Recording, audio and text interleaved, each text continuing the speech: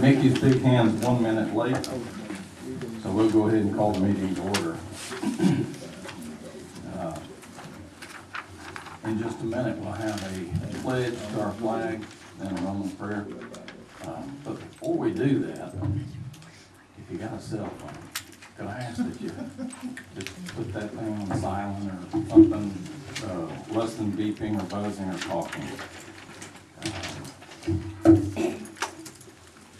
And if we're good, we'll just go ahead. If you would stand with me and let's pledge to our flag. I pledge allegiance to the flag of the United States of America and to the republic for which it stands, one nation, under God, indivisible, with liberty and justice for all.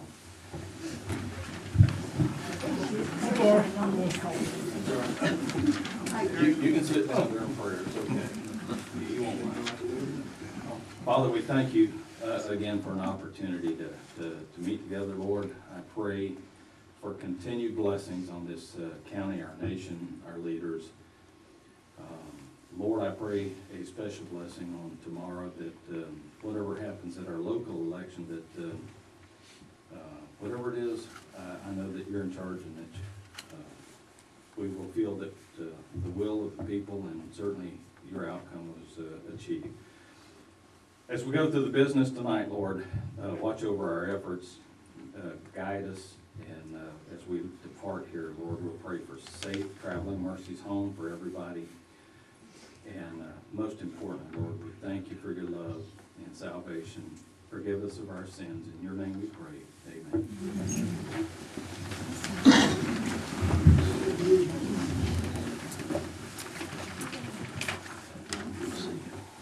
Okay.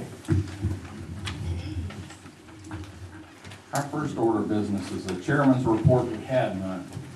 So I'm going to do my part to free up as much time as I can tonight. I would ask right about this point, though, that for those of you who have the opportunity, who have not had the opportunity up to this date, that if you haven't voted, if you're registered, if you can make your way over to the poll and please vote tomorrow. Vote your conscience, whatever that is. And we'll feel better about the outcome of that. Okay, tonight we have 5 actions on zoning matters, and before we get to that, I'd like to, for those of you, and I know those that were present for the planning and zoning meeting that was held for these same actions, I'm going to go ahead and repeat some of the same things, but what I want to do is just make sure that everybody understands that the petitioner, whoever's asking for the rezone, or their representative, will have an opportunity to present that. After that, I'll give anybody the floor to offer comments in dissent. You can oppose that action. I don't want to be here all night. You don't want to be here all night. So what we're going to do, though, is I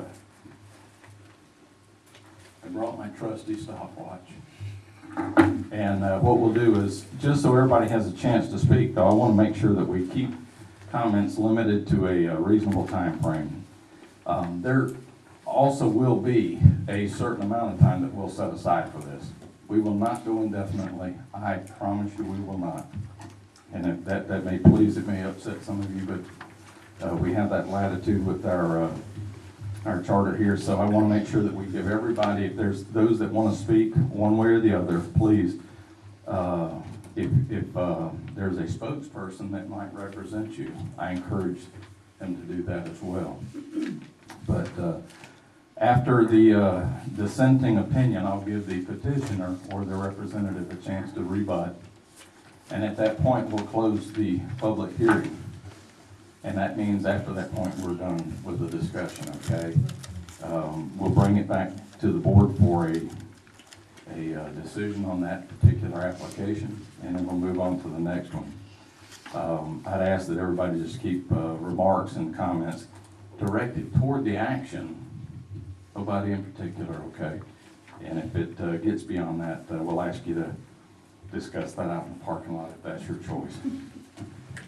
With that, Mr. Chairman Houston, we're going to open it up and ask you to come forward with the first petition, please. Good evening, Mr. Chairman, Commissioners. First rezone request is Austin McDaniels is representing his grandfather, Richard Barrett. Mr. Barrett is requesting to rezone his 4.93 acre parcel from A1 to RR for another home site. Property is located on map 14, parcel 17 on Sailor Road in District 1. The vote of the Planning and Zoning Commission was a vote of 7-0 to recommend approval of Mr. Barnett's rezone. Very good. Austin McDaniel, or a representative there, do you care to speak, sir? We just want to tell the board we appreciate the opportunity. Okay, sir. So you're satisfied with Mr. Houston's, Yes, sir. okay, all right. Is there anybody here tonight that would speak in opposition to that application? I'm not seeing any. Are you okay then, Mr. Daniel, go for a vote here? Mr. McDaniel, yes. McDaniel. McDaniel, I'm sorry. Man, I couldn't get through the first rezone without a mistake, okay. That's all right. It probably won't be my last one, but thank you though for a correction. So with that, then what we'll do is we'll close this portion of the public hearing. We'll open the business meeting. The commissioners will then consider the application. And at this point, then the request is to rezone a 4.93 acre parcel from A1 to RR for another home site. And with that, we'll entertain a motion. Motion to approve, Chairman. I have a motion to approve Second. and a second. Are there any questions, comments, further discussion on this one?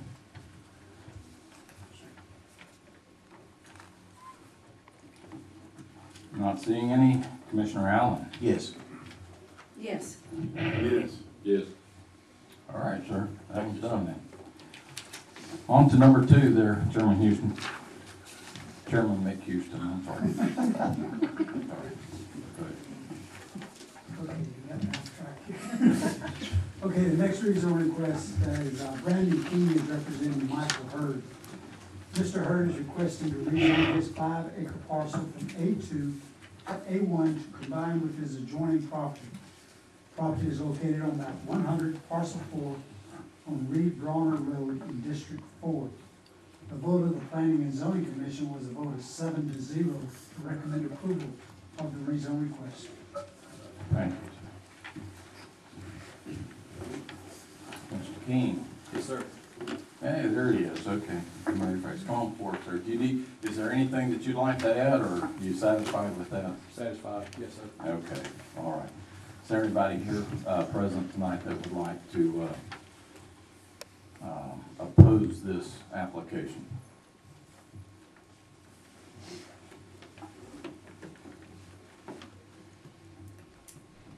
You good to go ahead with the vote then? Yes, sir. All right, sir. With that, we'll entertain a motion then to rezone the 5 acre parcel from A2 to A1 to combine with the adjoining property. So moved. Second. I have a motion and a second. Any discussion or comments on this application?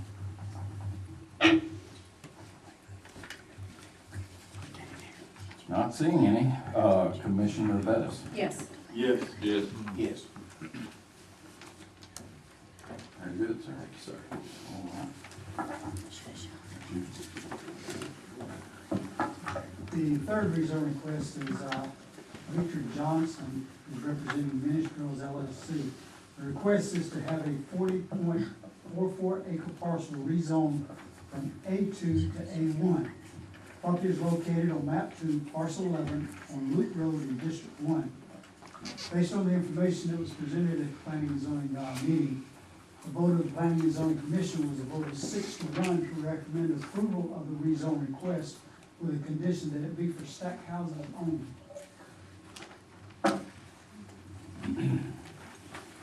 And just for clarification, litter stack houses only.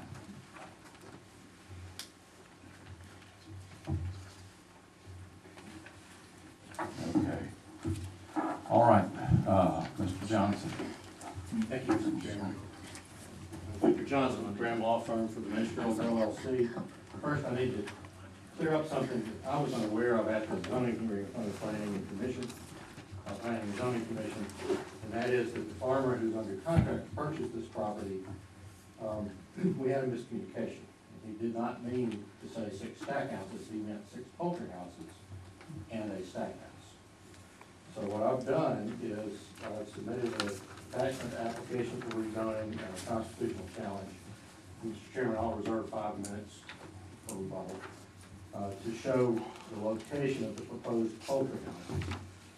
Attached to that document, which I provided color copies on paper for you today, is the tax map of 211, 40 acres, which shows in the southeast corner a dark area. That is a dark pine hill, pine mixed hardwoods, that the poultry farmer to the west who wants to buy this property has said that they would not disturb that buffer. What that has the effect of doing is increasing the 300-foot buffer from the property line of poultry houses and the stack houses to 500 feet to the east, to the south. And then after that is a Google map of the area which shows the 12 poultry houses that are about 450 feet west of the western boundary of this property.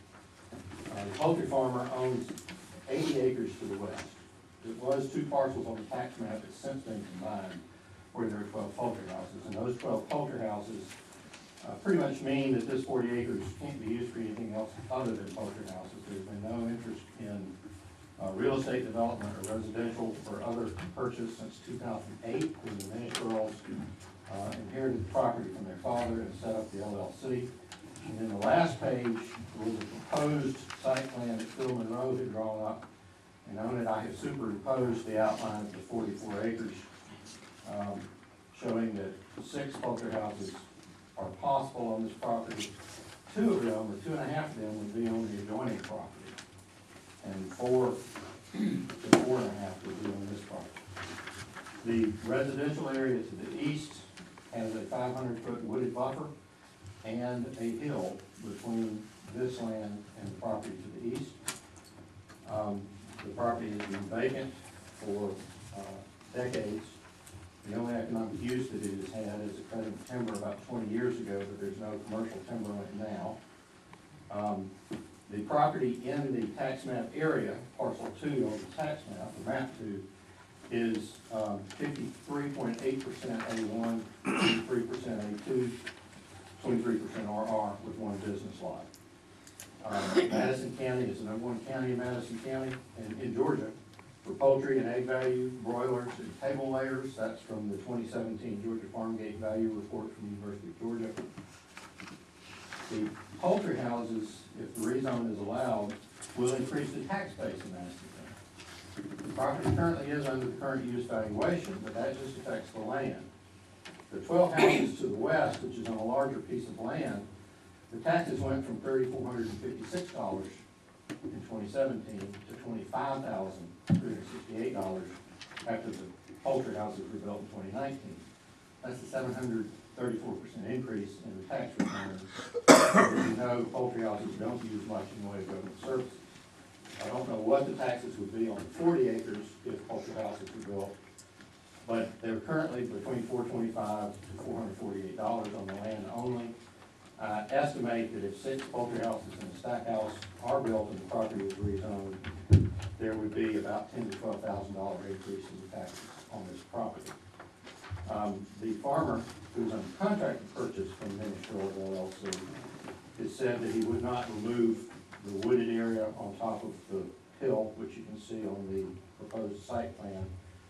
The scale, both the scales on that site plan are off, but this property is 450 feet east of the poultry houses that are to the west. There is no economic or reasonable use for the property with the 12 poultry houses already as neighbors, other than as poultry. No one will build a residential subdivision on 40 acres because you can't put in roads to do it. And this piece is immediately adjacent to the 12-house farm, which was built and on property already owned A1. We were asking that the rezone be allowed for the minstrels and they will sell the property because it has no economic value or use currently. There's no one leasing the property and no one has any interest in the property. In fact, it took over a year to complete negotiations for this contract. 2 years to complete negotiations for this contract and sell the property. And if you look on your application for zoning, it shows the zoning in the area around this parcel. And it shows the western piece, it's 2 separate pieces, 47 and 34 acres, those will be combined now as a single piece to develop Poultry Houses are. There's a gully that runs up that piece to the west, and so part of that center section to the west, plus this 40 acres is where the 6 houses are proposed to be. I'll answer any questions. If there are none, I will reserve the remainder of my time. And Ms. Elizabeth Cunningham is here with Minister of LLC if you have any questions for the owners of the property. Thank you. Yes.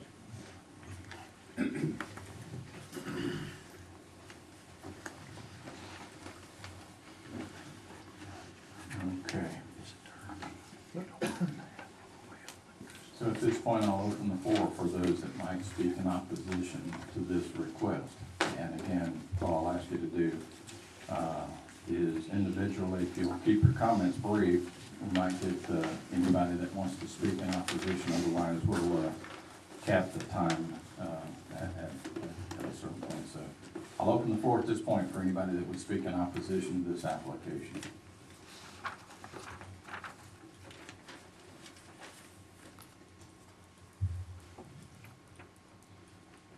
Okay, nobody. Mr. Johnson, any further comment? Are there any questions from the board? At this point? Yeah. Go ahead, please, go ahead. And maybe it's more of a clarification than a straight question. The meeting minutes from the planning and zoning that I have in front of me, and I'm assuming I have the correct or up-to-date copy. The minutes talk about, there was a motion to approve it for stack houses only. That motion failed. And then the motion was given at 6-1 to pass for the straight rezone.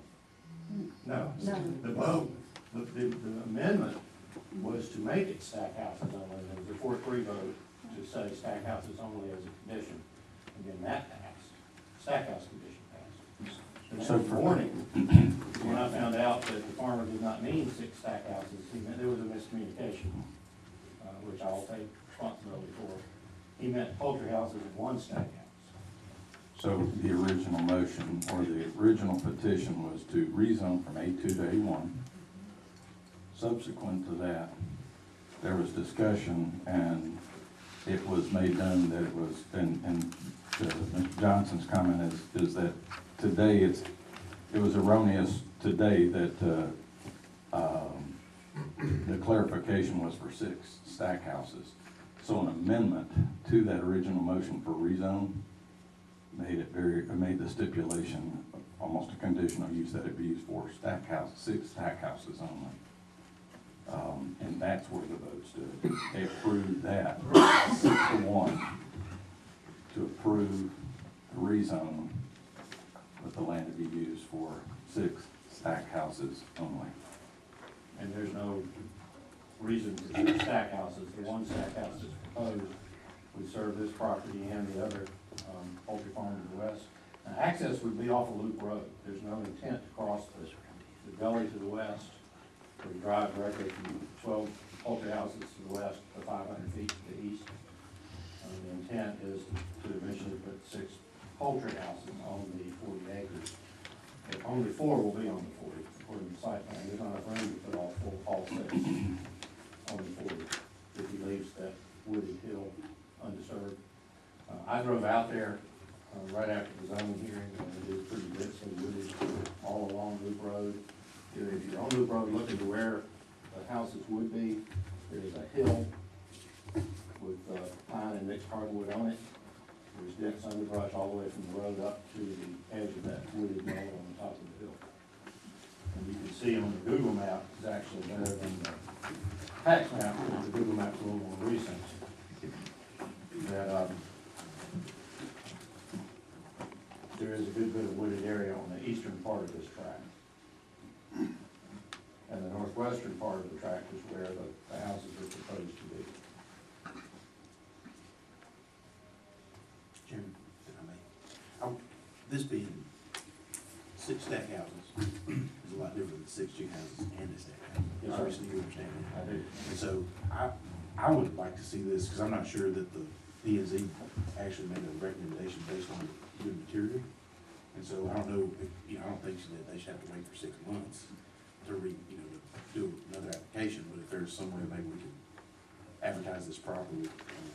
Well, there was nothing wrong with the advertisement. What was wrong was my misunderstanding about the proposed use. Well, when it said that the planning zoning was a certain, it's 6 stack houses instead of chicken houses, somebody might have had a problem in the few weeks since we met. That's what I'm thinking. That was discussed at planning and zoning, yes. It's not in the application, it wasn't in the ad, but it was discussed in the second. That's what I would like to see. Yeah, That's just I my, think that's it just needs to my. be clearer and I just wanna make sure the agree with, like, process is done. to understand a little bit more what how the P and Z actually felt, So, with having everything documented appropriately. so, a variety of options here. We haven't gotten to a vote or a second yet, obviously. We're asking questions. Should we go to a vote in a second? It would be to approve the motion that was presented, obviously. And that motion was to approve the property with the amendment to restrict it for the additional, or for the conditional use of the 6 stack houses. Right, which is really not needed. Which I believe has been discussed, it's not in the desired, I'm not trying to tie anybody's hands either, I just want to Right. make sure that. so the options may include voting on it as it was presented. The board may push this back to the planning and zoning board with a recommendation to consider it in the proper, so that the planning and zoning board actually is considering the poultry houses by stack houses. And the only reason I would recommend that, or the only reason I would even suggest that is that, so that public disclosure is for that purpose. And then, of course, the other option is to, so you can approve it, you can deny it, or you can offer somewhere in between there. But again, the board has the discretion at this point, I believe, to make a recommendation. The P and Z board, planning and zoning board's recommendation was 6-1 to approve with the amendment. So you can accept that, you can deny it, or you can, obviously, it's a recommendation only. So, And I'm not trying to be hasty, but I would like to, the timing to go smoothly here. So I was gonna ask, if we do not approve the amendment that was recommended by the P and Z, will the petitioner have to wait the 6 months before they apply, or is there any way? No, not at all, and it doesn't have to be re-advertised either. So all you have is a recommendation that P and Z made under a misapprehension as to what was being proposed, but the application itself is simply to rezone from A2 to A1, period, no conditions. P and Z added a condition. So you can approve with no conditions, you can approve with different conditions, you can deny, or you can remand it to P and Z for them to reconsider it and bring it back. Those are all available to you under your zoning ordinance. And I got a question, if we remand it back to the P and Z, what practical timing would that be that it would be coming back? It would go before P and Z in December and the Board of Commissioners in January. Not November and December. It doesn't have to be re-advertised. That's right. You've already had your public hearing, it doesn't have to be re-advertised. Well, yeah. it could be a November, December timeframe. So it could be back in December. And I'm not trying to mislead anyone, I don't have any problem going back before planning and zoning. I copied, Linda, Lamar Houston, and Terry Chandler, and I think Noah Scott with an email after I discovered that. And submitted the site plan to Linda to provide to the Board of Commissioners showing the poultry house locations, which was not submitted to the planning commission. We had the documents, but we didn't present them. So if this board, of course, we'd rather have an approval tonight, but if this board prefers to remand, we would not have any objection. My client probably would like to go ahead and get this sold. They've already postponed the sale twice. I just want the P and Z board to have the full opportunity or full information for what they were voting on. That's the only thing I want out of that. They did not. Right. And I guess I would feel better about that too. You have to do that to on that at all, Since it's been advertised and everything, I believe, and again, I defer to the. I mean, quoting straight from the zoning ordinance, if that's what you wanna do, then we're still in the public hearing portion now, by the way. So when this is over, your motion, if that's what you wanna do, would be to return the application to the Planning and Zoning Commission for further review. And that's probably, you know, where it sounds like the commissioners are at this point. And if that's the case, then we could actually enter into the business portion and make that recommendation. Is that correct? Yes, sir. All right. I'd like to make a motion to return the application to planning and zoning. Wait. Oh, The sorry. chairman needs to Oh, close the close public it. hearing Okay. first. And you, Can I just? Okay. Well, and I Chairman, since you- I did, but we took, if you want to ask, before we go into that, go ahead, please. No, I didn't want to ask a question. No, that's fine. I'm Elizabeth Minish Cunningham, Okay. and I'm one of the Minish Girls LLC. And this property was inherited by my sisters and I from Dr. Albert Minish, who lived in Commerce and was a lifelong resident of Madison County. So this is family property. Right now, it's not of any use to anybody. It's not being utilized. And by no means did we mean to mislead the planning and zoning committee. It was a change of plans within this 2-year period that we've been going through. So anyway, I don't want you to think that we're trying to do something unethical or, you know, we're trying to have all our cards on the table. But we do, we would like to see this land utilized though. It's just sitting there, it's providing no income to anybody, it's not providing $400 worth of tax income to Madison County. The property to the west is, Victor stated, is already a poultry farm. This would just be in conjunction with that. And so, I just appreciate your patience and your time and allowing us to go back to the planning and zoning and clarify that, and hopefully the next time you appear, we can get it cleaned up. So before you sit down, can I ask this then? You don't feel this would adversely affect the arrangement you have by going back through that process? I hope not. Okay. I don't know, this has Hope been, is not a good strategy. no, this has been an ongoing, Right. endeavor. And so it is a setback for us, it will be a setback for him. But with the knowledge that it was again, you know, at least to this point, unless I've not heard from anybody that would oppose it, it seems to be a technicality more than anything else. The only reason I would even recommend this is precedent alone, is just so that anytime this P and Z board gets to hear a case, Right. they need to have full, complete information. Right, And right. I would really ask that they get to do And I that. Okay? totally understand that, I Okay. just wanted to be clear that we weren't trying to intentionally mislead. you I in any way. I don't think anybody here would, All right. okay? Okay, great, thank you for your time. thank you. And with that, we will close the public hearing. I'm sorry. Now, and we'll open up the business portion of this and ask the commissioners then for it, but I'm sorry. I'd like to make a motion to return the application to planning and zoning for further review. I'll second that. So we have a motion and a second then to return it back for consideration to the, within the planning and zoning board. Any comment, discussion, or questions further on this? Commissioner Kurt? Yes. Yes. Yes. Yes. Okay, thank you all on that. All right, Mr. Houston, please.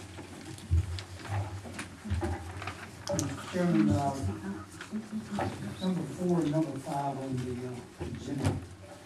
Planning and zoning board heard these separate, since they're two separate lots and they're on separate sides of Mr. Hanson's property. They're both being requested to be rezoned to business. We took them up as individual votes after talking with Mr. Johnson and talking to Chairman Scarborough. It was their recommendation, didn't seem to have a problem with taking these up, presenting them to the Board of Commissioners as one vote, since the vote, the Planning and Zoning Commission made for the same for both these requests, if that is acceptable, Chairman. Okay, the number 4, Victor Johnson is representing Tom Castro. Mr. Castro is requesting to rezone his 1.6 acre property from A2 to business. Property is located on map 46, parcel 134, on Lynn Edwards Road in District 5. The second piece of property is, Mr. Castro is requesting to rezone it, which is 3.304 acre property from RR to B. Property is located on map 46, parcel 136A-01 on Lynn Edwards Road in District 5. The vote of the Planning and Zoning Commissions on each of these was a vote of 7-0 to recommend approval to the rezone request of these. Okay, sir. So, again, before Mr. Johnson takes the stage here, these, both of these parcels then would be considered for rezone to business, and as the intended use would be kind of a unified among not just these two, but a third adjoining parcel for business. So with that, Mr. Johnson. Thank you, Mr. Chairman. I do have some additional petitions in support of these rezones petition out that I received today. At the planning and zoning, there was 60 in favor of rezoning to business on the 1.68 acres and 55 in favor of rezoning on the 3.30 acres. We now have an additional 60 on the 1.68 acres and an additional 55 signatures on the 3.304 acres. So we've got close to 120 people who live in Madison County who have signed a petition saying they're in favor of this rezone. The purpose of this rezone is to allow these two properties plus the 2 acres that Mr. Castro currently owns that is already zoned business to be used for the existing business use on the property that's already there. That's not before the commission tonight, but to allow the northern tract, 1.6 acres and the 3 acres to the south, to be used to provide additional outdoor storage for bunkhouse trailers. There were some pictures submitted to planning and zoning. I don't know if they made it to the Board of Commissioners. These are the stacked sleeping quarters that are taken to disaster relief areas for linemen and other relief personnel to sleep in. There's no water, there's no toilets, it's just storage of trailers. Mr. Castro has a contract with a company that is already storing 62 of these bunkhouse trailers on his existing business property. He'd like to use the property to the north and to the south to expand that storage so that the required 8-foot fence that's required for an outdoor storage yard would be put around the entire property instead of fencing 2 acres, an acre, and 3 acres, which doesn't make any sense. The 3 acres to the south was originally bought by Mr. Castro to build a house, but the soils did not perk for a residence, and submitted with my constitutional challenge and application attachment for rezone is a copy of that perk test, as well as a plat showing the 2 acres and the 3.3 south, and to the north of that at the Seaboard Coastline Railroad, which is now CSX Railroad, and then Edwards Road is the 1.68 acre parcel. So the proposal is for a unified outdoor storage yard. At the Planning and Zoning Commission, several people who are in the business spoke, several of the drivers spoke. A former Georgia Power lineman who's now retired and drives for the company to deliver these trailers all over the United States, mostly in the southeast. At times of disaster spoke and said this is very important to have. These trailers sit there for most of the year. once or twice a year, when there's a hurricane or a flood or a fire or a natural disaster, or God forbid, a human-made disaster, the transport company brings in people with really pickups and flatbed, 1.5-ton trucks, not 18-wheelers. They line up a few at a time, they come 6 or 8. The most of the time, take the trailers off, transport them to the site. 2 or 3 weeks later, when services are at the point where they don't need the bunkhouse trailers anymore, they bring them back. There was a lot of talk from opposing neighbors about driving down the Edwards Road. Now all traffic goes north across the railway to the Edwards Road. There were complaints about the current tenants on the business lot. That's got nothing to do with this rezone. This rezoning is the 2 lots before you to the north and the south. And we're asking that this be done because not only is it bringing business to Madison County, but we've got 28 drivers that live in Madison County that signed the petitions in favor. We've got 15 drivers that live outside Madison County that signed the petitions in favor. One of the drivers spoke at the planning and zoning and said that he works at the hospital and he and his wife do this. You know, it provides him with income so that his wife can spend more time with his family. It's also a much needed service. There is a demand for this. One of the drivers told planning and zoning that it's much better for him to drive 15 miles and pick up his load than to drive 200 or 300 miles and then deliver and then come back. The company that's doing the transport has provided these units all the way from California to Texas to the Eastern Coast. This is in the this is in the highway corridor, the future land use plan, which is suitable for business. In fact, the future land use plan says that the highway corridor should be business. There is not an adverse impact on the neighbors. It's taken out, there's a little bit of noise, it's nothing like having a constant factory in an industry that will impact the land next door. It's probably about as much noise as out here with the poultry house that's next door, around where the birds and the noise. I'll reserve, if I have 5 minutes, to follow if you want. Castro is here, as are some of the other people who spoke in favor. If there's time, if you want to hear from them, we'll be glad to answer any questions.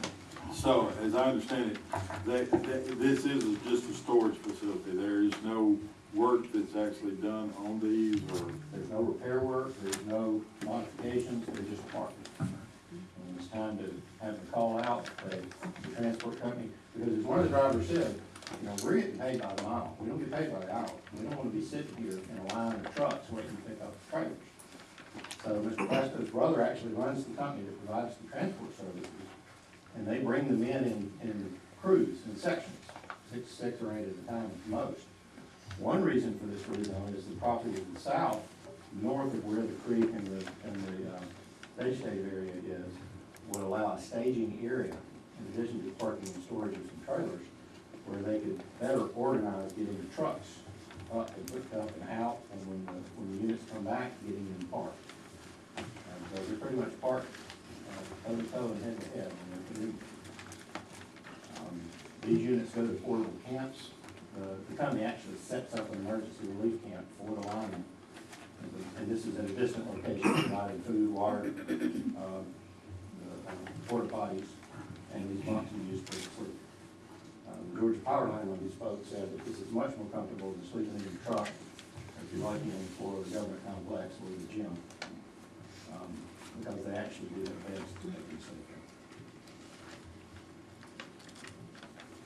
And it makes no sense to say you can't have business on the highway corridor next to the railroad. Certainly not many people are going to want to build a house right next to the railroad. I live right across from Southern Main Line as a child. You hear those trains. Victor, the drivers that pick them up, you said they get paid by the mile. They do not get paid until they pick up the truck, correct? That's why they want this is really nicer for them to have it closer. I would assume that's correct. Pretty sure they get paid after the trip is full miles. Yeah, that's what I thought. Okay, I just wanted to clarify that. Make sure, because a lot of them, I did get several phone calls from drivers, and they don't get closer because they don't get, like you said, if they're going 200 miles, they don't 200 miles, you get, don't get paid for that 200 miles. they don't get paid for the haul, so it would be. It's like dad heading the run. You're not getting paid to go home. And, you know, I've been doing zoning hearings for 24 years. I've we never had 120 people sign a petition to take it in. No, it's not a head count, but that's a lot to divide it. Any other questions?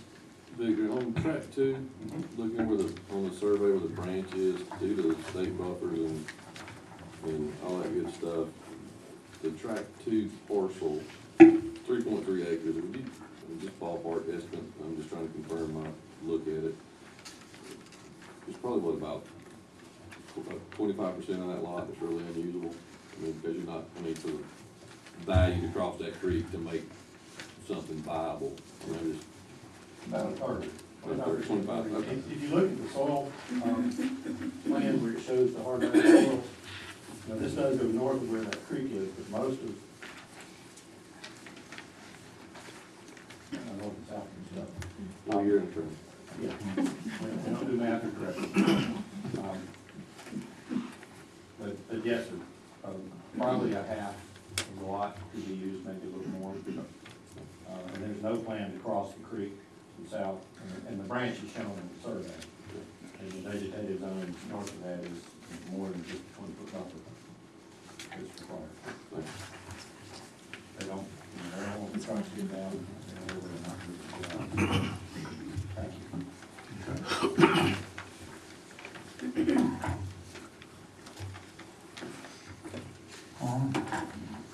Is there anybody here tonight that would speak in opposition to a rezone for either of those two parcels?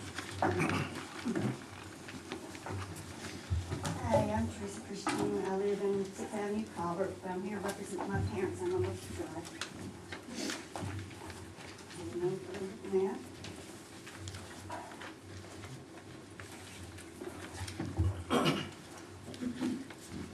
And the ones that signed the petition don't live there.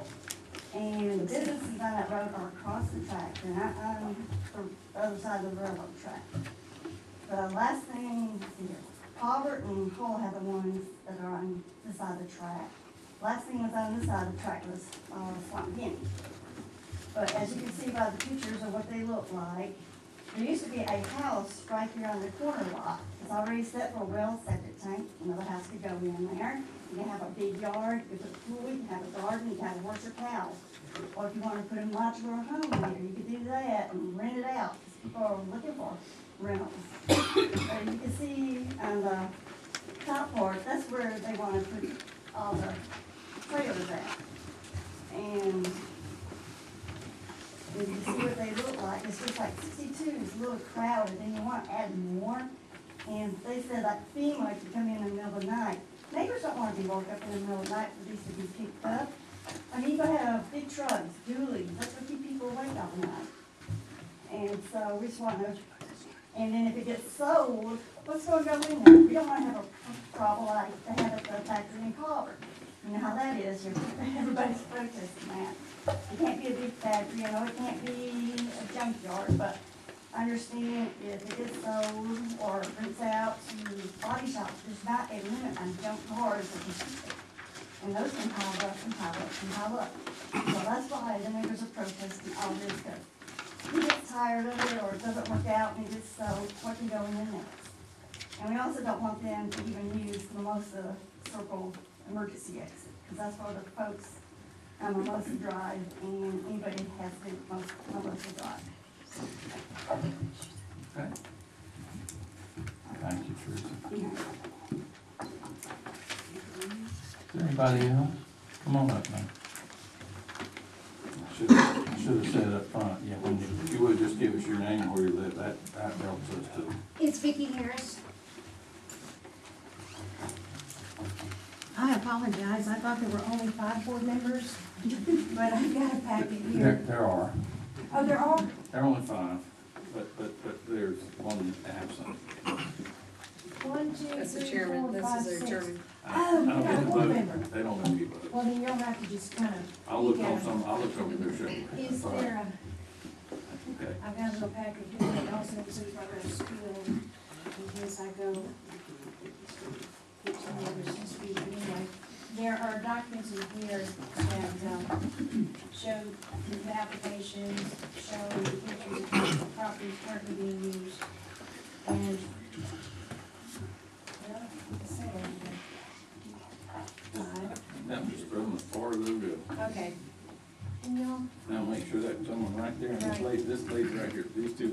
more than anybody else does. Here we go. I think I got it. We're good. Okay. And I will speak just as fast as I can. There you go. You got us all covered, by the way, so feel good about that. Okay, thank you. Okay. Okay, I agree, that the signatures for the, petition, you can go all over Madison County and somebody's gonna sign a petition, but the people that are important are the people that actually live there. So as far as the petition goes, it's pretty well worthless. So I'm gonna pretty much read from this, but the environmental and community impact issues have not been addressed regarding Mr. Casto's application for rezoning. I know that EPA is currently investigating both properties for violations regarding contaminated surface and groundwaters on the properties due to burning of items other than wood and trash or brush, runoff, well contamination, soil contaminants from stored vehicles and trailers. If you look at some of the pictures, what he's had out there for 10 years or more, and I'm not sure that actually, if y'all could pass these around, because my printer just kind of took a dump. This is 3115 as it currently sits. He took everything from 3165 and put it out there on 3115. That is a posted no access emergency road, which they continuously use and want to use to move the trailers back and forth in and out, according to the last zoning meeting. The property that, let's just keep on going here. The groundwater, in rural developments or in rural areas, 92% of our rural drinking water comes from groundwater and water sources from groundwater. The surface water and the ground aquifers are interconnected, so that branch is interconnected to the aquifers and everything works together in order to give us safe drinking water. Those same aquifers feed everybody's wells around there. And that water quality is directly influenced by pollution, runoff discharges. The tract of property that Mr. Casto has over here that's rural, that he wants to rezone, is on a steep slope. Everything he's doing right now runs directly into that creek in that branch. If he does anything there, it all goes in it. For the last 10 years, 3165 has been nothing but a junkyard and repair shop. It's 3115 has been for storage for, appears to be whatever he wants to put out there. He's had semi-trucks out there, he's got trailers, and he's completely ignored all the zoning regulations. We've been trying to talk to him for a long time, and he just refuses to talk to us and explain anything. So, the road frontage that is available to him is the emergency access road and Lem Edwards. The emergency access road, of course, would not be available for these trailers because it would be clogged up. The site distance, when there is a big hill that comes over right before his driveway, site distance is definitely limited. If they start pulling out trucks, people are going down that road at 45 miles an hour, which is supposed to speed limit, there's gonna be a collision or there's gonna be a problem. There's no way they can safely maneuver around anything that's clogging up the road. It's against the law for them to sit on or park on the right of way, so they can't move over and get out of the way if there's a train or something that needs to come through. And plus it interferes with emergency vehicles that are coming through. GDOT regulations regarding access, entrance to or exit from land adjacent to a public road would require permits. And we haven't heard anything about any permits being gotten from Mr. Casto. And they definitely have stipulations regarding encroachments, driveway requirements, construction permits, and they even require performance bonds and letters of escrow. These driveways can cost upwards of $45,000 to $65,000, which is what they estimate. There is also a traffic impact study for the intersection control evaluation is required by GDOT. Can you tell I'm good at this? I'm sitting up here shaking, but anyway. And so, again, like I said, parking is prohibited on the DOT right of way, so if we get a bunch of trailers out there and people are trying to come through, or the train is stopped, or an emergency vehicle needs to come through, you've got a lot of congestion in one small area.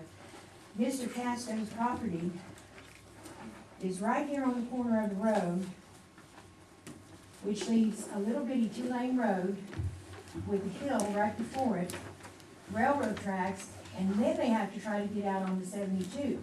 If they're going right, they got a good chance. If they're going left, they got to cross 4 lanes of traffic to get over there. And the design criteria by GDOT is even more stringent. They have more stringent requirements for trucks. When there's a semi-trailer or a combination trucks or the dualies that his attorney was talking about, and they're expected to use the intersection on a regular basis and in numbers of more than just an occasional vehicle, then the intersection should be designed to accommodate these truck movements. We haven't heard anything regarding how you plan to move efficiently and safely.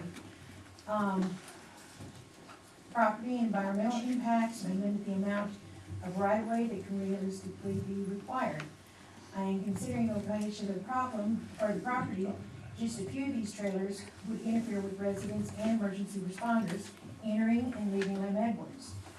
The construction and design of the driveway will need to be sufficient for heavyweight vehicles, so that they don't collapse the infrastructure that's there, because, again, his property sits on basically in a dip. Everything combines into a dip. That's where the branch is, that's where the creek is.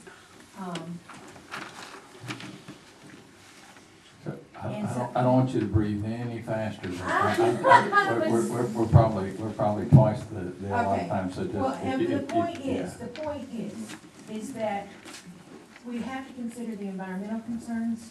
The property that he has right now is being investigated by EPA. There has been oil, antifreeze, all these car fluids and stuff that have been dumped on the property. And just even a pint of oil can spread out throughout an entire acre of land when it hits water. There is a well, which naturally could backflush into anybody else's well. And one thing that interested me was last time, Mr. Kessler brought in the legal tenant to the council meeting, and nobody knew him. But interestingly enough, this tenant stated at the council zoning meeting that Devin or Bubba were not the ones living there, but prostitutes were. I'm not sure Mr. how. Chairman, that did not occur. I asked this when we asked to sit down. Yeah. I was there. Those words were not used. Those words were used? Hookers, Okay. excuse me, hookers live there. Is that correct? Okay, so Is just that remember. correct? Okay, you gotta talk to Okay. me. Gotta talk. Hookers. So live there. listen, when we started, we said, you can talk No, about the I rezone, understand. but don't But, go there. well, they brought it up. They brought the man in and said, this is a Yeah. legal tenant, and he wasn't. That's our point. But it'd be real hard to prove one way that, unless you knew. Well, I that, have so- pictures Okay. of the person that said, y'all have the pictures of the person that said he lived on the property. Okay. And that's with the police reporting. So anyway, he doesn't, and that's another thing, is the 911 reporting. Give 30 more seconds. Okay, 18 calls in the last three years to that same address, just 3165. And the reasons for those 911 calls are with the deputy dispatch were for, Mr. Chairman, this is dealing with a property that is not being rezoned. that's not true. 3165 is the one that's A2. Do you have written? Yes. Would you like to see? Did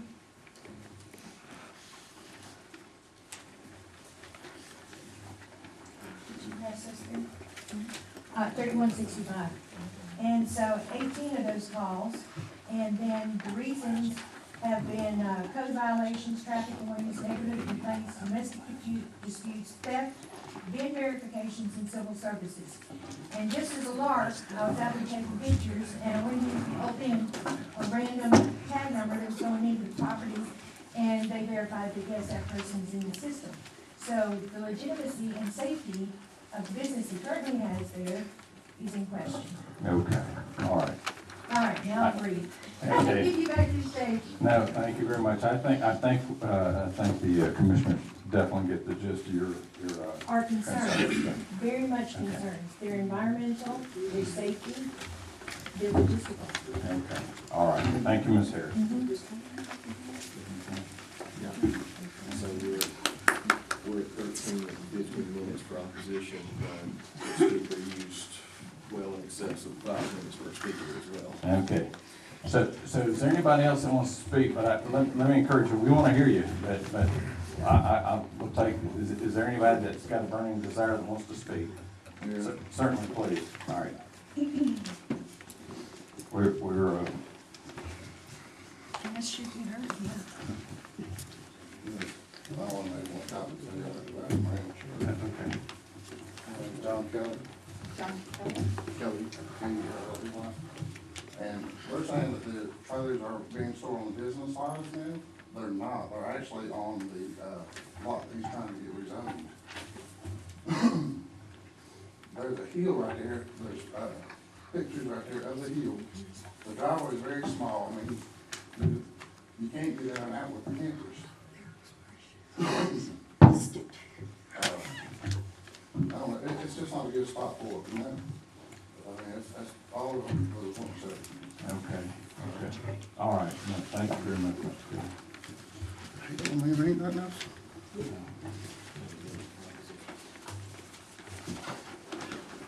I'll entertain one more. Is there any one last person that would like to speak?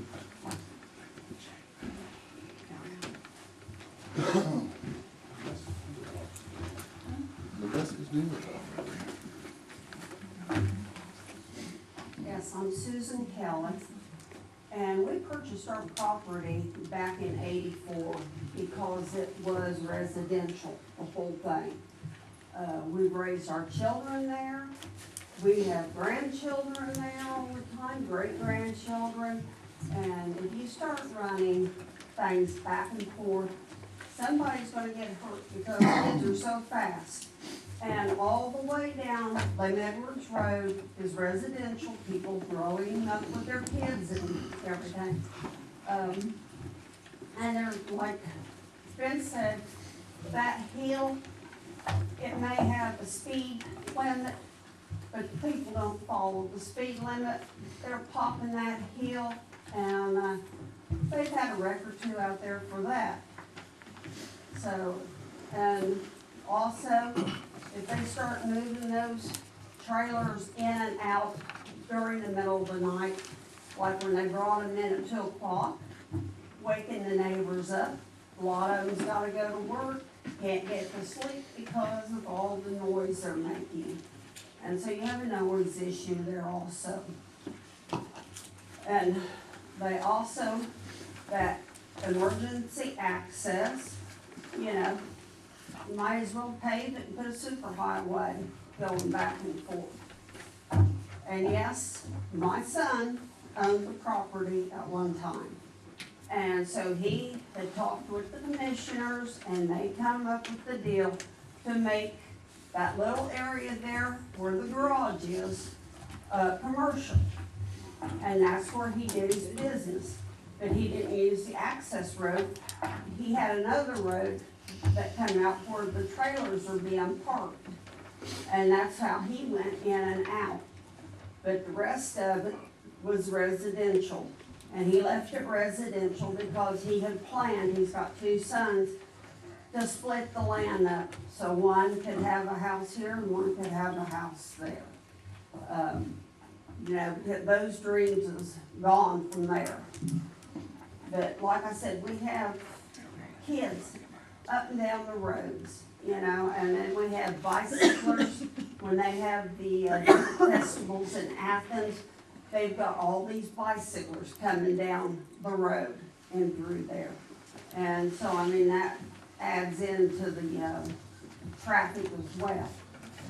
But, you know, I would hate for you guys to give up and not keep that residential for the community's sake. Thank you. Okay. All right. Thank you. And at this point, we'll yield back Mr. Johnson's time for rebuttal on that. Mr. Chairman, several things to point out. Some of those statements were not true. I was at the hearing, they complained about the current tenant, not the person living there, the current tenant, who spoke in defense of what he was doing. This is not a state highway. DOT has no control over this road. Speed limit is 35 miles an hour. If you know, I have 2 of these photos. It is 45 miles. It's 35 miles an hour is what the sign says. That's at the corner of the CSX right-of-way and Lim Edwards Road. This private emergency access drive is actually on CSX property. We're trying to do this without making it personal. The 911 calls are against the former tenant of Mr. Castro. His last name is Kelly. He was evicted because of all the complaints for domestic violence on the Not the property. last 3 years. That has nothing to do with this rezone on the property. The reason the rezone is here is because Mr. Castro put these vehicles, these trailers on the property and was informed that he can only do it on his business lot. So he's asking to expand the business so there's enough room for these trailers. This isn't a 24-hour trail of vehicles, once or twice a year, maybe 3 times a year. They'll be moved, they'll be brought back, and they'll be parked. There is no investigation of environmental impact for burning of trash on the property by the EPA. The Environmental Protection Agency is a federal agency that does not investigate in Georgia. And there are, Mr. Castro says there is nothing that he's aware of having to do with any investigation for burning of trash, or junk cars, which would have been his tenants in the prior location anyway. The issue about the speed limit is 35 miles an hour. These trucks are not going to peel out of that parking lot hauling a bunk trailer at any rate of speed. And the distance from this property to Highway 72 is not a very long distance, and there's a railway in between. These are not people that are going to be going fast. There should be no problem with getting vehicles in and out, hauling these trailers. Plus, you've got to take into account that there's a bunch of people. Zoning is not just about the neighbors. That's why you have these zoning conditions that you look at. And the first thing you look at is existing uses, your comprehensive plan, which says this should be highway corridor, which is business. It's right next to the CSX railway. There was a house there that was torn down. There's no plans to put the house back. There can't be a house on the southern 3-acre lot because the soils won't support it. The property is suitable for business. It will be screened and landscaped according to your zoning ordinance. Any requirements for erosion control, runoff will be followed. Mr. Castro's wife is an attorney. She doesn't do environmental law, but neither he nor his wife are going to put in a development and violate the erosion and sedimentation control laws. They'll be required to comply with the county and state ordinances on the use of the property.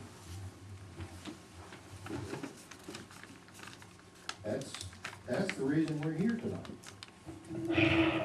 There could be a far worse impact from the existing business lot on the neighborhood if it were used for some more intrusive business use, which it could do without even coming to the Board of Commissioners or having a public hearing.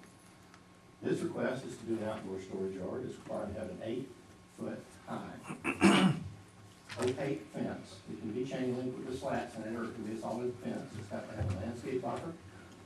And there are a number of regulations in your zoning ordinance to shield outdoor storage from adverse impact on residential areas. Most importantly, this is right next to the railroad, right next to Highway 72, and it's in your highway corridor for future land use.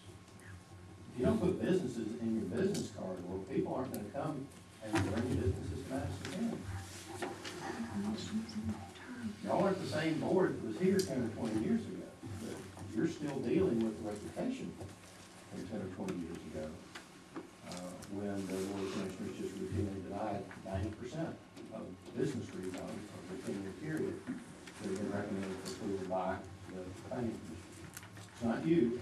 That commission did an expose in paper about it and just itemized what happened between 2000 and 2010. When you do that, you send a message that Madison County does more business. This is an important business. It provides income to the people that can drive.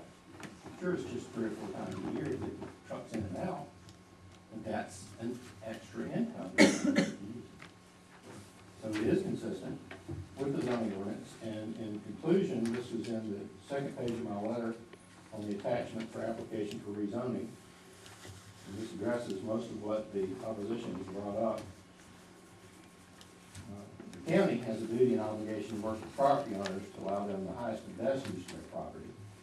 Generalized fears about potential negative impact of rezoning are insufficient grounds to deny rezoning. Generalized evidence of undesirable property devaluation, crime, or increased traffic are not sufficient to deny rezoning. That's the Reed versus City of Cordele case. And the exact quote from that case is, generalized fear of the area residents that they would suffer a decline in value of their property and an increase in traffic and crime doesn't support denying a rezone. This is not a high-traffic use. Several days out of the year, the trucks will be coming and going. The rest of the year, those trucks sit there. They don't hurt anybody. They don't pollute. There'll be protection from runoff in the area towards the creek. And we respectfully request that you approve the rezone because it's pretty much what your zoning ordinance says is needed in the highway business ordinance. Thank you. Victor? Yes. One question. Mr. Castro is the owner of the property. He owns both lots and he owns the 2 acres in the middle, it was rezoned for business by Mr. Kelly. Is that tenant gonna be removed and then this whole area will be used for these trailers? I don't know what the lease is. There are 2 or 3 tenants that are Yes. doing work in the building on that middle lot. One of them, as he said, and he's here tonight, but as he said to the planning commission, because people said that, well, they said things they shouldn't say about what he was doing. He is a hobby car restorer and he restores his cars. He's not running a business. People aren't paying him to restore or paint cars. He's just doing it to his own vehicle. That would continue and it's allowed in that lot. It's already zoned for business. And he's not stacking cars? No. Is that what we consider a junkyard? And the cars there were some cars on the 1.6 acre lot, and they were moved onto the business lot. And one reason Mr. Castro is here is once he was made aware of the conditions of the zoning ordinance, he's trying to comply with the ordinance. But it wouldn't make sense to fence off 2 acres and 1.7 acres and 3 acres when you're using one area for storage. He'd like to have a 6.98 acre facility to be used for the storage of these bunk trailers. So the 2 acre business tract right now is leased to Disaster Resource Group. The Correct. eastern part is where the 62 bunkhouses are. The building in the western part is leased to 3 different people who are pretty much just doing hobby work inside the shop. There's a large shop. Just car hobby or 3 different people? What is it? Mr. Castro could answer that Okay. question. He's here. Okay. If you want to ask him what his current tenants do. What are the current tenants doing? There's 2 tenants. One is a cabinet maker, and the other is a body. Yeah, they do work on cars, body and paint on cars. And then my business is there, and I have a landscaping business that I have been operating out of there since I bought the property in '06.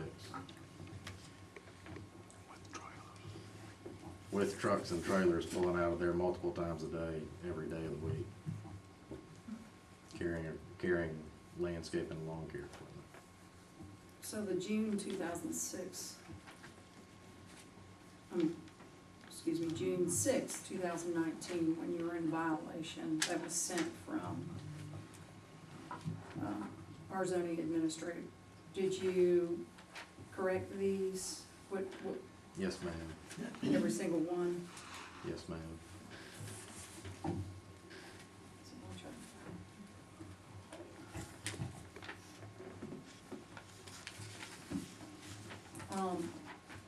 So you can get 62 trailers are currently on that eastern part, which is 2 acres. Correct. Okay.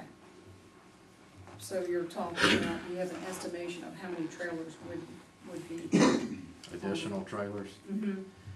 Currently 30, how many is in North Carolina? 44 Basically more. 31 per acre. 44 is what we're, You could probably know. 44 more? yes, ma'am.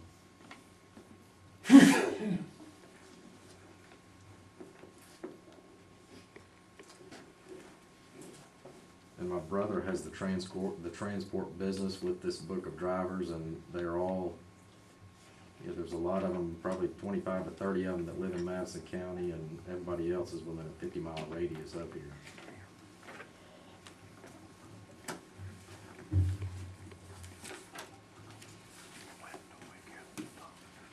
I see some of the pictures, I see it on the graph. Do you intend to grade, do you intend to? I will need to, on the corner lot, I will need to, minimal grading there. I'll mainly just limbing up trees and probably putting some gravel down in some spots. So only gravel? Correct.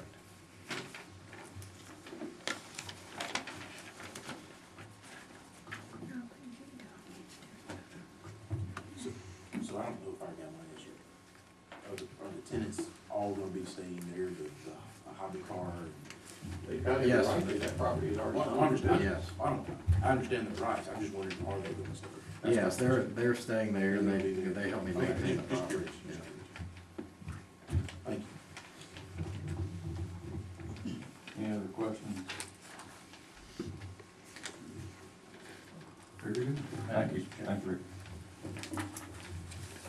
All right, at this point, we'll close the public hearing portion, and this discussion will be for the commissioners to consider a rezone application from both A2 on one parcel and RR on the other to business. And you've had the opportunity to hear the folks and the rebuttal from the property owner and his representative. So at this point, we'll entertain before, as with everything else, and I'm piggybacking on the last comment about the current use of the property. So there is an intended desire, appropriately so, to maintain the current operations on the business zone property, the business zone parcel. Just for discussion purposes here, is the owner, the request is to rezone to business for the purpose of storage Correct, yes. for those two parcels. Would the owner be opposed to that use? In other words, if they were to approve the use of it for storage, a conditional use, if you will, for storage, would that be consistent with your plans? Yes, sir. Okay, I didn't want to put words, I just wanted to ask you if that was something that you'd or that you'd entertain. So the vote then before the commissioners is to consider rezone in both cases to business classification, zoning classification, and with that, I will entertain a motion on those two parcels only. I'll make a motion to approve, since the applicant is agreeable to the conditions of the storage area, and the condition of the rezone. So the motion is to approve the rezone with a conditional use for storage. Storage of Actually, these. not conditional use, but with condition that it only be used for For- storage. There you go, I'm sorry. Thank you, Mr. Chairman. There you go. So there's a motion I'll second. and a second. Comments and discussion on that as it stands right now. Mr. Chair, I've had an opportunity to go out and look, and these trailers are, I wanted to see for myself if, what a bump trailer really looked like. So I confirmed with myself, and I appreciate y'all letting me come out and take a look. They are bunks, there's no facilities in there for any kitchen equipment, bathroom, or anything like that, so I was satisfied with that.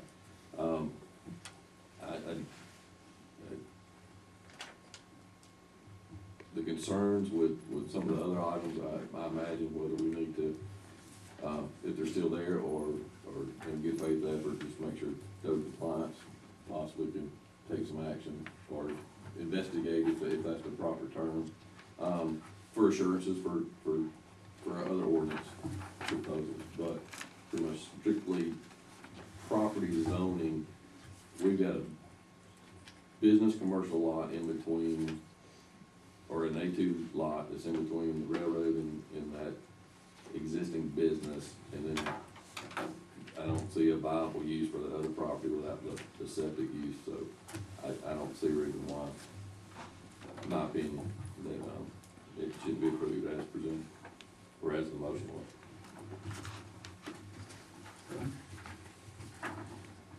Any other discussion or comments? Has it been checked since for the? No, I have not been out.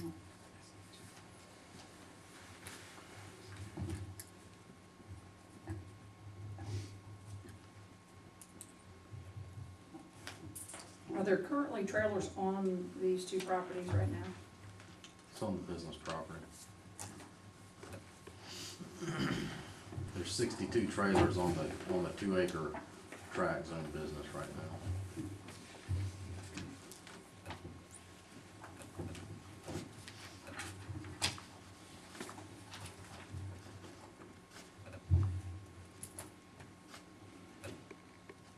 Any other comment or discussion?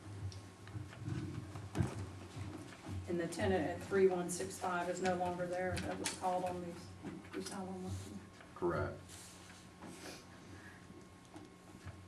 But to be clear, they're 3115. Could we just clarify that he moved them to 3115? 3165, lock, stock, and barrel, he moved back.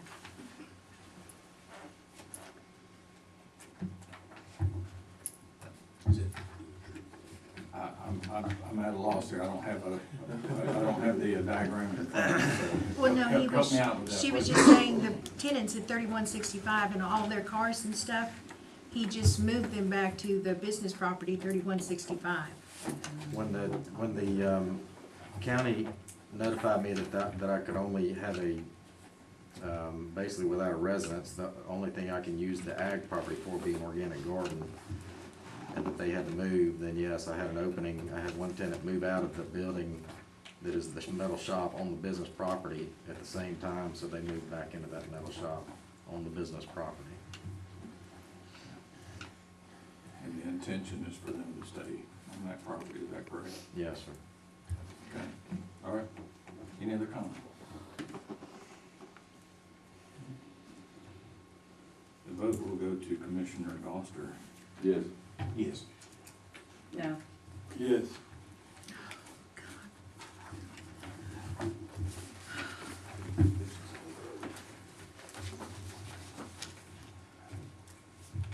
All right, very good. Okay, those actions on hearing and actions on zoning matters then are complete at this point.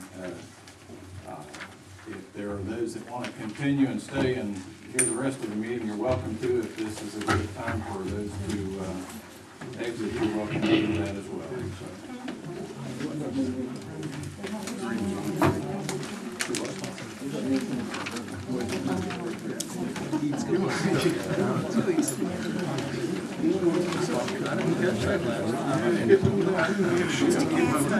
We'll reconvene here in about 3 minutes.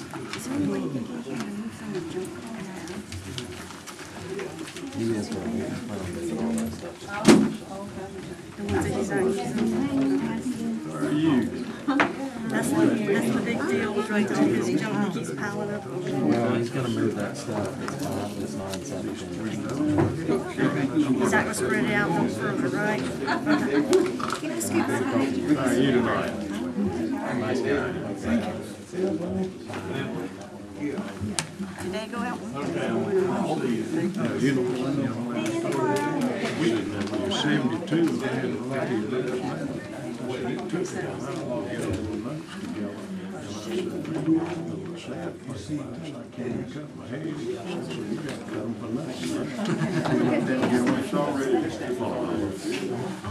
I said, you're trying by a good one, buddy. Good to see you. Good to see you. Respect them, just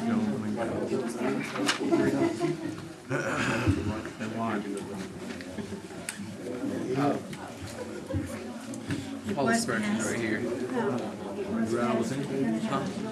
No, I drove my truck. Yes, sir.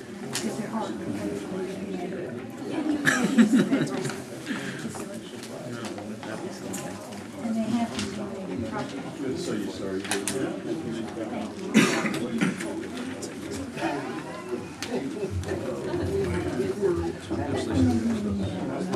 I can see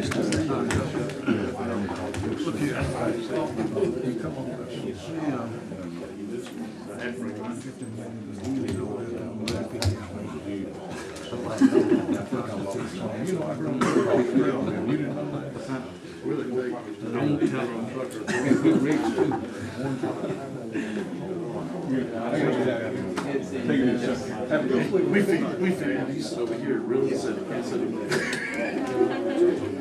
there. We figured you said it.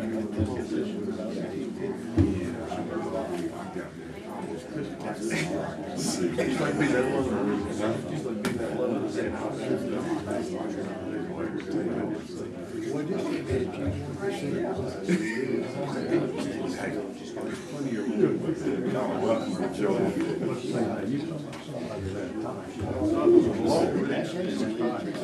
Hey, Tracy, look. Hey, Mr. Stewart, how you doing? Kind of Larry, it was good?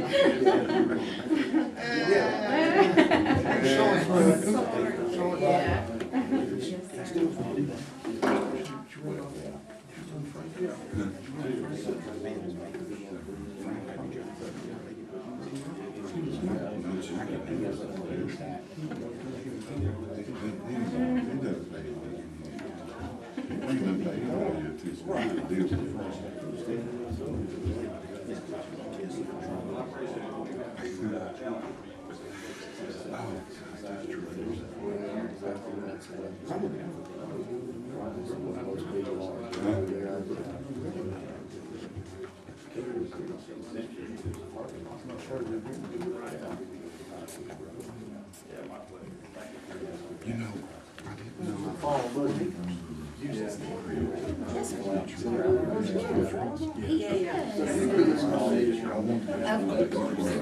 Been there 2 weeks. Yes. Yeah, he's been, he passed away. Yes, sir. Yeah, that's right. Wayne, call him Wayne. That's right, that's right. Yeah, no. Yeah. This is a small world. It's a small world. I will tell him tonight. He's actually working in Alice, I'm sure. He's still doing his back end work. He's still on his actually. Thank you, I appreciate it. Yes, sir, I'll call you. I still have it. Thank you. 2010. I was thinking 90% of business reasons in 2010 that were recommended by the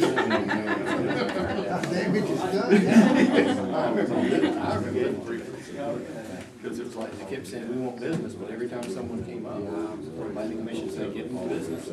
Oh, yeah. My neighbors. All right. Thanks.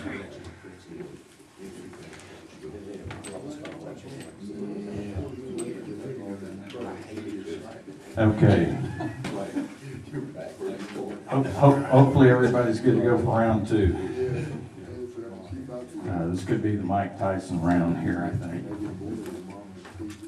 We'll continue on. Item 3 is statements and remarks from citizens on the agenda items. We only have, we have 4 items, items 6 through 9. And one is to discuss filling an upcoming vacant position on the Board of Tax Assessors. Discuss a resolution for the 2020 qualifying fees. Next is the pay differentials for the road department and the pay differentials for the recreation department. And with that, I'll open the floor for those that might want to speak on any of those items.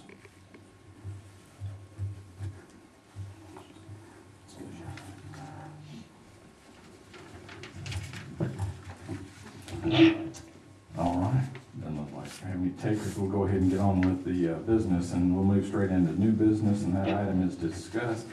So at the end of the year, Mr. Lynn Hicks will be stepping down as one of our Board of Assessors, and one of our board members on the tax assessor's board. And as such, we need to be about the business of identifying a replacement for Lynn on that board. I know there are a number of people that are, I won't say being considered, but that are considering the position. But if anybody's aware, if anybody has a desire, we'd certainly entertain the name and would love to include them in the vetting process on that. And at this point, I'll open it to the commissioners if there's any thought or any discussion on this. It's, again, we want to make sure in the interest of letting folks know that at the end of the month, we will be looking to fill that position. So if there's anybody out there, or if anybody's aware of somebody that might be a good fit for it, that they would contact them and approach them on that. So any comments or questions from the commissioners on item number 6? Chair, Please. item number 4. Sorry, I got, I just would like to say, I'm sorry, I got an old agenda, I'm sorry. I'm working off my copy. Item number 4, that's what I meant to say. I just wanted to basically make a comment to Zach, make sure that, just like I said on the last one, we were talking about IDA board, make sure that, people know that that is available, and if they would like to serve. Service is not always easy, but it is appreciated, and so if they, especially anyone that's, really vocal about the taxes, tax assessors, and things like that, it'd be great time for them to be able to learn this stuff, or maybe, have a different perspective, and, or maybe make some changes that may be needed. So I would just invite anybody that would like to put their name in the hat to do so. I would agree with that, but I think that they need to be prepared to probably have some kind of resume or something that we could look at. Well, of course, we need a position, so that's a given. I would agree. I just want to make, Violently, as the chairman said. All right. Any other comments on that? Like I said, this is an agenda setting meeting, and these are items that if the commissioners are aware of them, we certainly want everybody else to know that these items are to be voted upon at the end of the end of the month. The next item then is a resolution for the 2020 qualifying fees. You've got a copy of that, and these are based on the current rules. And any of you looked at ACCG's schedule for determining salaries and everything? A lot of these qualifying fees are based on a percentage of that, and they do incremental increases through COLAs and through certifications and through a number of things, tenure. So these are the current fees that will be put up by these those running for these positions. And except that there's any challenge or any change to it, these are the numbers that you'll be voting on at the next meeting for those positions. Go ahead. Anything? Go ahead. I have Say comments it. on everything tonight. Go ahead. I think a lot of people know, at least the ones that know me, know that I do not like qualifying fees at all. I don't like where they go. I don't like that it keeps people that might not have $216 or $94.62 from actually running for office. I think if you can vote and if you're able to serve a dollar sign, a dollar amount, I should say, it should not keep you from voting or being part of this process, I should say. So I don't know, I just don't like the qualifying fees at all. And so, I vote for every single one of these to say 0. And then maybe, everybody can be involved in this process and not just the ones that have the few dollars to get involved. So that's just mine. And I'm sure I'll get chastised, and maybe I'll get praised a little bit too, but that's not what we do. And if I can just chime in, state law would not permit you to do that. Perfect. See, that's what I have it there. There's that whole- But my opinion does not change. So when you get elected to state office. Perfect. Bring it up. It's the old OCGA thing there at that bottom. I'll call everybody Senator for, Senator Young, and, put that on the radar. There you go. Do it before March if you could. I'm just saying. So, but again, you have that. Serious. I'm sorry. Question. You talk about the percentages and whatnot, I mean, is there any foreseeable adjustment in the 2020 year that would make this change? I mean, Make these numbers change? Again, per that state law, it's based on the preceding year before the qualified year. like, so, Correct. Yep. Yeah, these numbers are not likely to change before this next election. There you go, yeah. All right. Any other comment or question on these fees that candidates will have to submit for that? Item number 6, I've got on my revised agenda. Discuss pay differentials for road department. I'm sorry, I have one more question for you. Oh. And if we need, until the next time it comes up. Yeah, let me get back to you on that one. Okay. Are we good? We on the, or you need to? Yeah. I mean, yeah, I ask if the qualifying fees, because a lot of, half of it goes to a party and half, I'm not sure exactly the numbers, but I would love to see, that go toward our elections and help offset some of that cost for our elections that we're having. So that's just, I was just asking a question. Well, now by law, it has to. Well, I understand, I'm just saying, is there, that was answering my question. No, so 50% of a qualifying fee does go toward, if it's party affiliated, it goes towards that party. It goes to the party. This would be have non-partisan elections. Say again? So if you had non-partisan elections, qualifying fee would be. Half of Secretary it. of State retains it. Yeah, really? half of it most likely would. The other half goes Just to, clarification, because, this is very serious to me. yeah, the other half of it goes to offset the cost of elections, which in this case, since the county actually budgets and funds the Board of Elections registrar, they fund that budget, then that money, just like sale of a sheriff's vehicle or whatever, anything generated from the budget comes back to the county through the general fund. And that's Yeah, if it's partisan, 50% goes to the party, 50% to the election superintendent. If it's nonpartisan, 100% is retained by the county election superintendent. Yeah, see, that's what I'd like to see. But it's not gonna happen. A man can dream. Not in this red county. all right. We're on to pay differentials for the road department. You have a schedule in front of you of those changes. I'd like to make mention that some of these are in place, but in the interest of uniformity, as you're looking at it, the lower 4 on that list, the CDL provisions and this EPD blue card. And EPD blue card, by the way, is throughout the county. It doesn't have to be a county employee. Anybody who's in the business of grading and what have you has a requirement to comply with EPD regulations and such.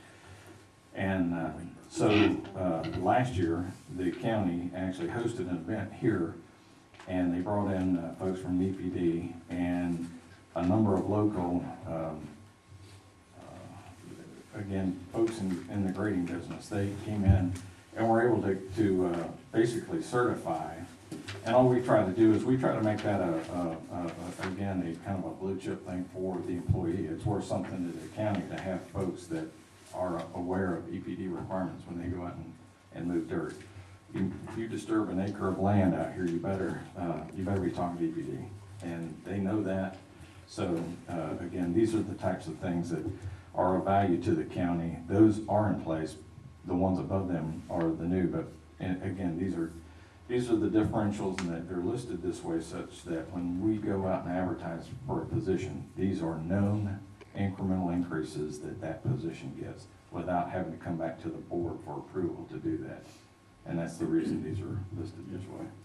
But it is with increased skills, so. Oh, absolutely, yeah. So I just want to make everybody understand that would be, their skill level improves, then they get that bump or whatever.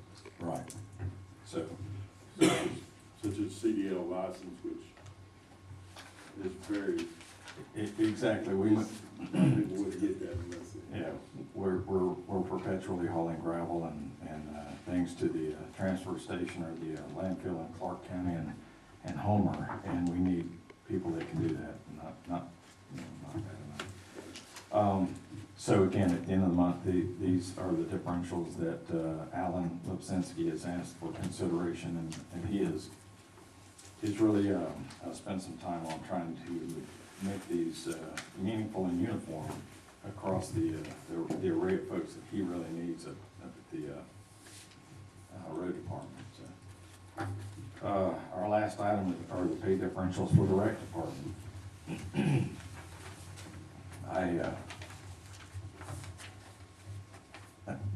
I started in 2017, and one of the first things that I did, and it was my ignorance of the requirements, was that the board actually sets the pay scale for increases. Any pay or wage increase comes through by way of a vote from the board. There were some that were put in place, and again, because I was unaware, because I didn't know. They were subsequently approved by the board, those particular people that were affected, but these are the ones that would go in place, again, for the record, so that when they hire seasonal employees through the rec department, these are given and it's codified, if you will. They're a matter of record at this point. So, yeah. So, any questions or comments on any of those items, the new business items? No? Any updates as far as roads are concerned? Chairman, just so you know, I talked to Derek today, he was riding Adderhold Rogers Road. So Frank Bird and Adderhold, they're supposed to pave Frank Bird back in the day, and I think you know the story, and Adderhold Rogers kind of be part of that, that fell through, and so people been asking, so I've got Derek over there, there's a couple spots in the curves that need some patching, and they're gonna take care of that and look at it for me. I just wanted that on the record. Adderhold Rogers. Yeah, just Adderhold Rogers, but it was Frank Bird was the. Frank Bird, the part just coming off of 98 Right. is the worst part on that one, so. It's That's a rough place getting out right there. very thin, torn gravel road. So. Any other things we can pass on to Alan or Derek Brenner? I got used to that. I'm still working. All right, urgent matters, any urgent matters? Yes, sir. No executive session. That's where. Motion to adjourn. So moved. Have a motion? Second. And a second, all in favor? There we go, we're adjourned. Okay. Thank you all.